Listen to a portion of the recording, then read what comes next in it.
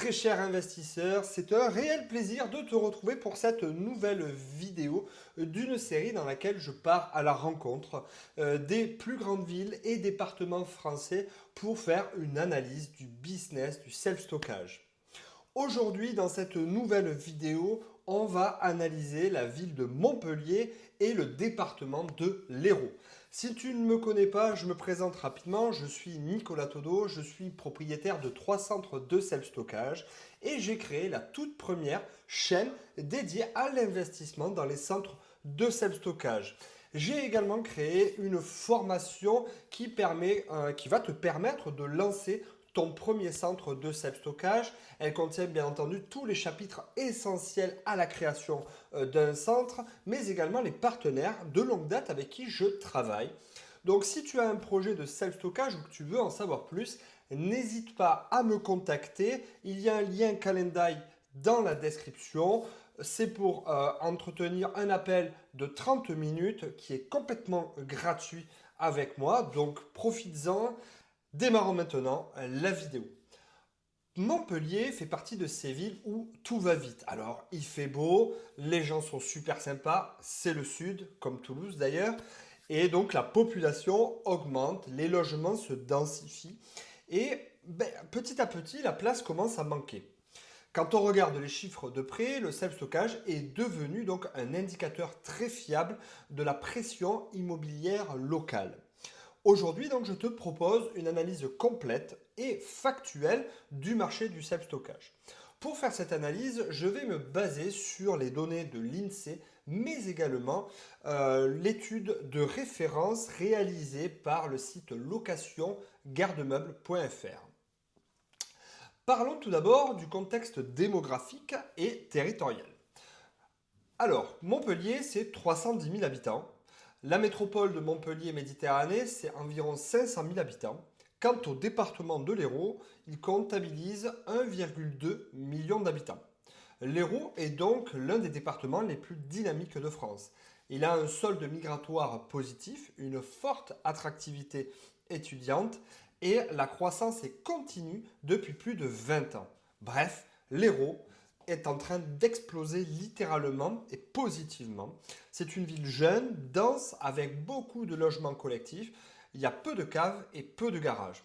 Donc c'est exactement le profil type que personnellement j'irais regarder si je voulais ouvrir un centre de self-stockage, car tous ces éléments-là génèrent de la demande de box.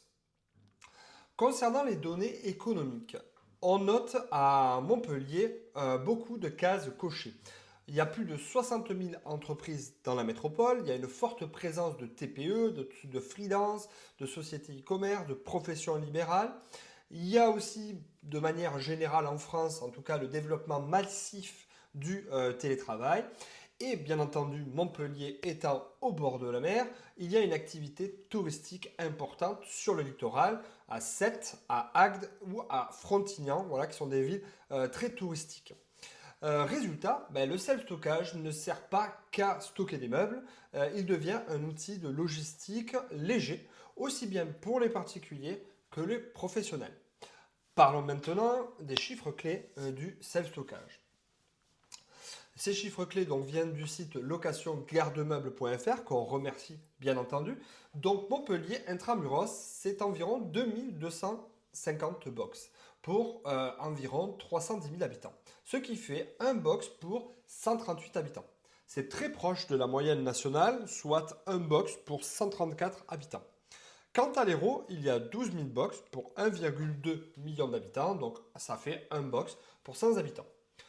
Donc, en termes de lecture claire, Montpellier est un marché mature, mais pas encore saturé. Et l'Hérault, il est plus équipé que la moyenne française, notamment grâce au tourisme et aux usages saisonniers. Je te propose maintenant une analyse géographique pour voir exactement où est la vraie demande. Ce qui est intéressant à Montpellier, c'est la répartition géographique des centres. Contrairement à d'autres villes, le stockage est surtout en périphérie. Donc Ouest, Parc de Mille, Croix d'Argent, ce sont essentiellement des gros volumes qui sont disposés, qui sont stockés, et il s'est expliqué par un accès très rapide. Sud, Latte, Pérol. Donc là, c'est plus du stockage pour les artisans, les entreprises et ou des copropriétés entre guillemets denses. L'Est, Castelnau, Vendargues, Le Crès, va plus toucher, on va plus faire du stockage pour les familles ou des personnes en télétravail ou des petites et moyennes entreprises. Quant au nord, donc Pic-Saint-Loup, Saint-Gély, il y a une véritable croissance résidentielle. Par conséquent, on va pouvoir adapter et proposer des box peut-être de plus grande taille.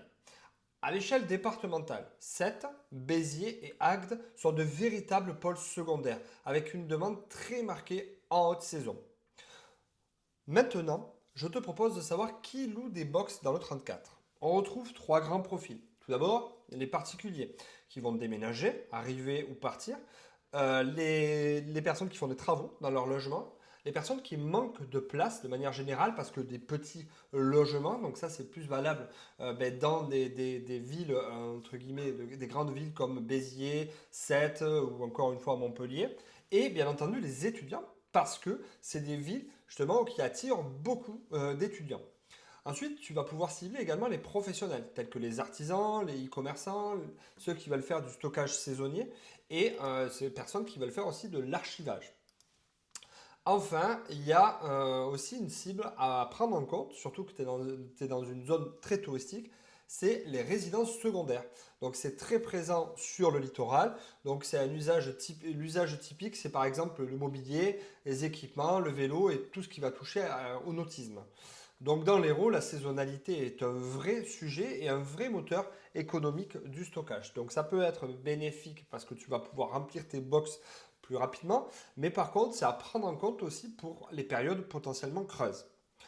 Maintenant, je vais te proposer la lecture en tant qu'investisseur.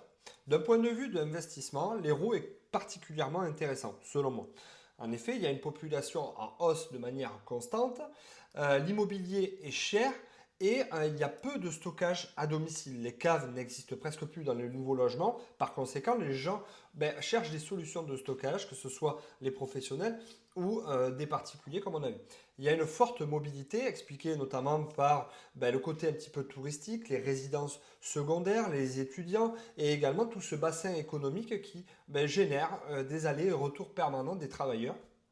Et comme je disais tout à l'heure, il y a le tourisme qui permet de structurer de manière, permet de structurer tout ce tissu économique local. Alors, quelles sont selon moi les zones les plus prometteuses?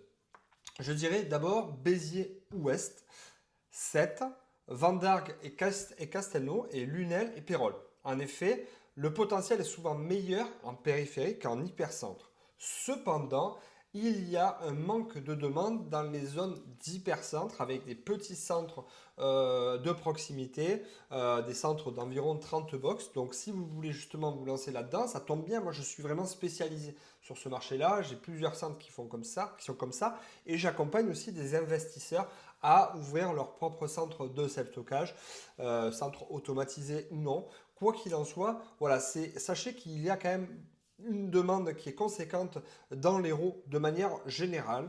Et donc, c'est un marché du self-stockage qui est parfaitement solide. Voilà, si tu es du sud de la France, renseigne-toi. Montpellier, l'Hérault, c'est des zones qui peuvent être très attractives. Donc ce n'est plus un marché spéculatif, c'est un marché d'usage réel avec des centres déjà existants, un marché qui est structuré, qui existe avec une vraie utilisation du self-stockage. Donc le box n'est plus un dépannage, voilà, c'est devenu vraiment une conséquence ou quelque chose, ou en tout cas quelque chose qui est constant dans l'usage des ménages ou des entreprises, puisqu'il y a une certaine forme de visibilité expliquée par ce côté un petit peu concurrentiel qu'on va retrouver dans ce département-là. Voilà, si tu veux que je te fasse une vidéo sur ta ville, n'hésite pas à me faire un petit message en commentaire. Si tu n'es pas abonné, n'hésite pas à t'abonner, ça me fera vraiment super plaisir. Et je te dis à très vite pour une prochaine vidéo. Salut!